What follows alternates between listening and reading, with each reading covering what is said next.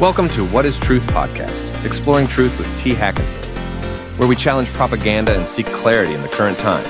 Let's dive in. I'm T Hakanson, and I wrote this book called What is Truth.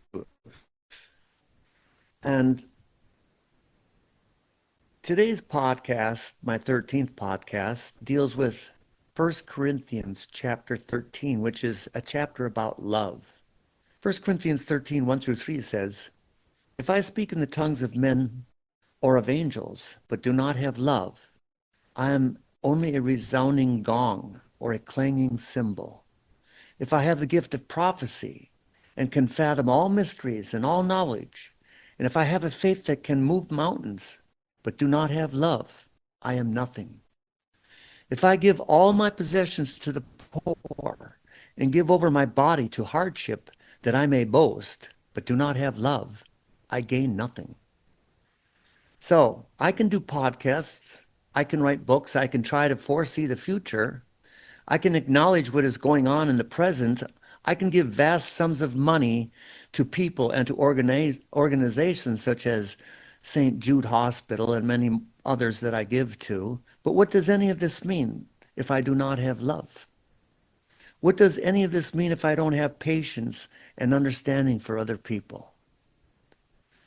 Do I have love for people who are so angry and deceived that they burn down the country that has given me so much opportunity and freedom? The country that I served honorably in the army for, the country that so many men primarily have gone to war for and have been shot at and have been killed and have been blown to pieces in order to preserve our freedoms. The country that allows me without threatening to say what I believe, to have freedom of speech. I've had a very hard time with this. I've had a hard time with anger and really hatred in my life. I've made great improvements in my attitudes, especially since knowing God. And yet I still often hear myself angry and hateful about things that people I see are destroying all that I've loved, the freedoms of my nation, the patriotism of my nation. I've found myself full of hate and anger. I've loved my country. I've loved the freedom of speech of my country. I've loved the freedom of my country. I love the Judeo-Christian values that made my country into being the greatest nation of all history. I see people breaking into my country, committing crimes, going on welfare, not working, and not assimilating into society like the past illegal immigrants did, such as the Irish and the Europeans and the Africans and the Asians and the Hispanics and the Middle Easterners. All these groups have assimilated into the American culture. But I don't see these illegal immigrants assimilating into our culture and posing any sort of patriotism to us. And I get angry and frustrated about it.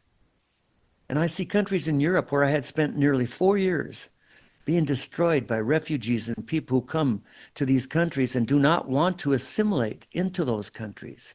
I see Iran and its proxies doing everything they can to bring death and destruction to the small nation of Israel. I hear them chanting, "Death to Israel, death to America." And I ask myself, why am I so angry? Why am I so hateful? Do I hate these people, or do I just hate what they're doing? I struggle with this hate and anger, and I ask him daily, please let me not be hateful and angry. And I see children going to school being indoctrinated by godless people who teach them to have sex and teach them to have abortions as the result of sexual promiscuity that they've taught them, and teach them how to treat their sexually transmitted diseases, teach them to be spoiled and throw tantrums when they don't get their way.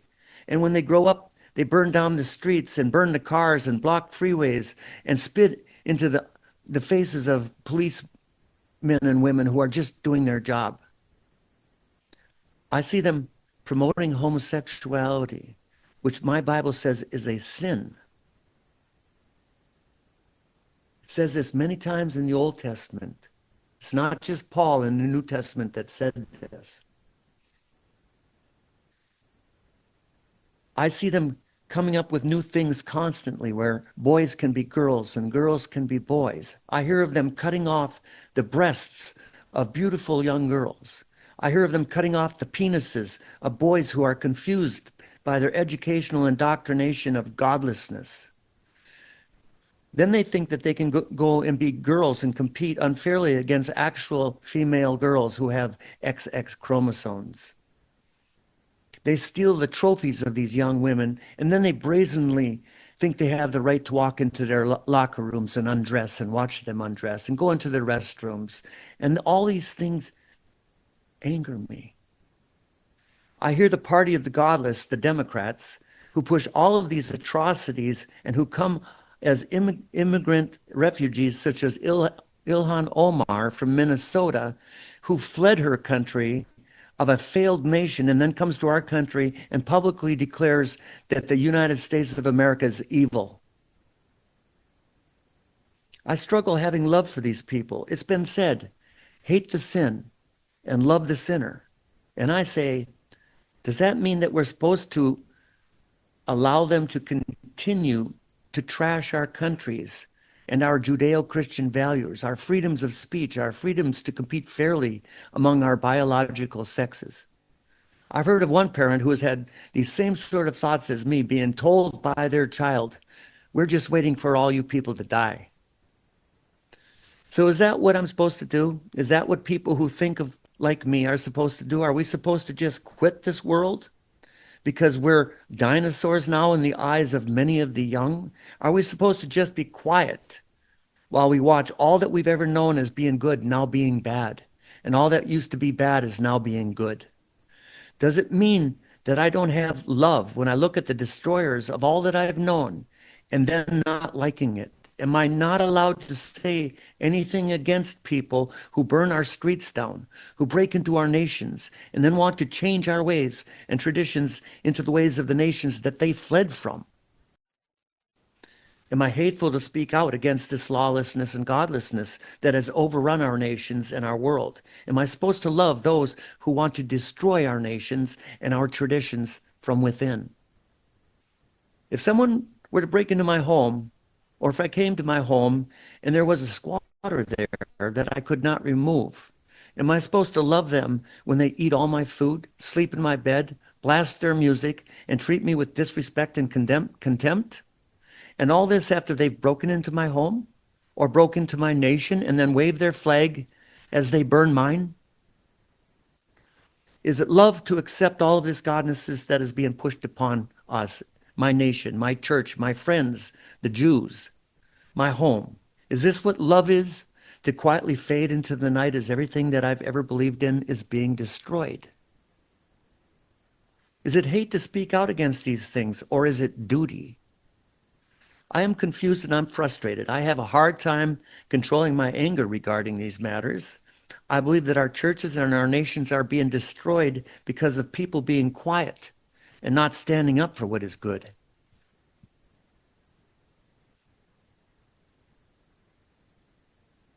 I started doing these podcasts kind of like Mark Levin does his, and he's on prime time television and he's got notes and reads them, and I've started doing that because I get off subject. And so if I don't stay on the subject, I don't say what I want to say. So that I started doing my podcast with using notes. And so I hope that people enjoy it this way.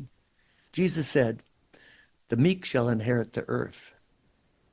The United States was a meek country after World War I and did not want to enter the war in World War II until we were forced into it. We were meek, and yet we rose up to destroy the destroyers. It took war to have peace, because if the destroyers such as Hitler and Mussolini and Tojo were allowed to continue in their destruction and conquering of nations, they would continue it until they were stopped or had taken over the entire world. They were stopped by war.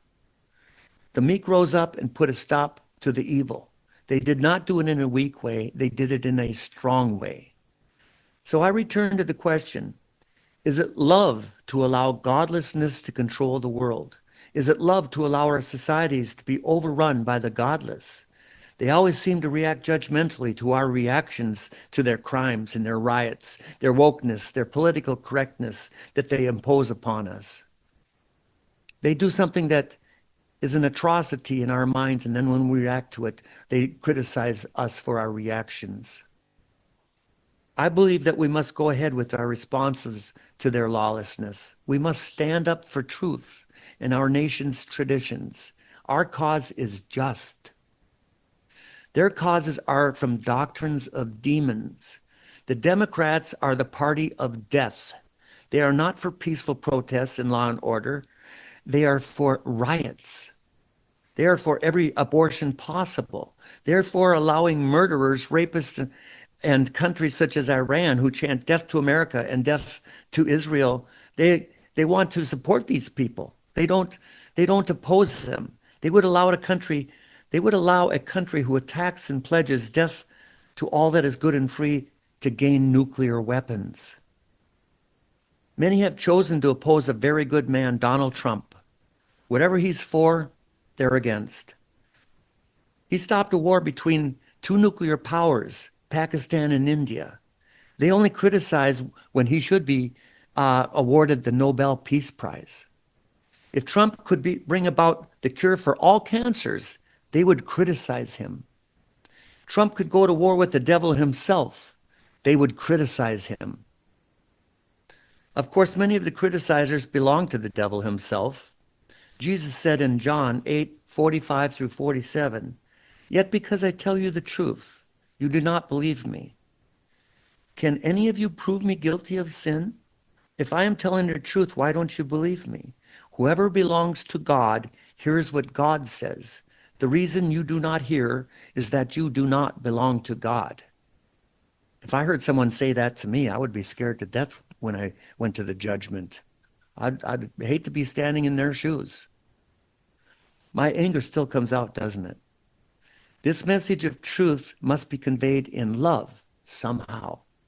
I pray to God that I can get better at this messaging, and God knows what's going on, but it is our duty, it is not God's, to stand up for truth and for good. Luke 11:21 through 22 says, "When a strong man fully armed guards his house, his possessions are safe. But when someone stronger attacks and overpowers him, he takes away the armor in which the man trusted and divides up his plunder." Don't be weak. Protect your home, your family, your country, Christianity, Judaism. It is our duty. So, I try to deal with these thoughts of hate and anger. I ask God daily to please give me more love, more patience, and less anger. He gives me good things to divert this anger. He makes me so thankful for the many blessings that I am showered with. He gives me biblical references such as Philippians 4:8 through 9. "Finally, brothers and sisters, whatever is true, whatever is noble, whatever is right, whatever is pure, and whatever is lovely, whatever is admirable, if anything is excellent or praiseworthy, think about such things. Whatever you have learned or received from me or seen in me, put it into practice, and the God of peace will be with you." So if you are not for God, turn to him. He will give you peace and comfort and hope in these troubled times that we live in. For believers in God, this is not our home. Our home is with God. Yet we must all do our duty in love while we remain here. I would like to conclude this podcast with an uplifting song that I wrote called "Get High on Music." And I thank you very much for listening to me on these issues. I ask that you would pray for me to have the correct amount of righteous anger and not hatred. And pray for your neighbors, and pray for your family, and pray for yourselves. And I would like to say, may God bless and keep you. And thank you very much for listening.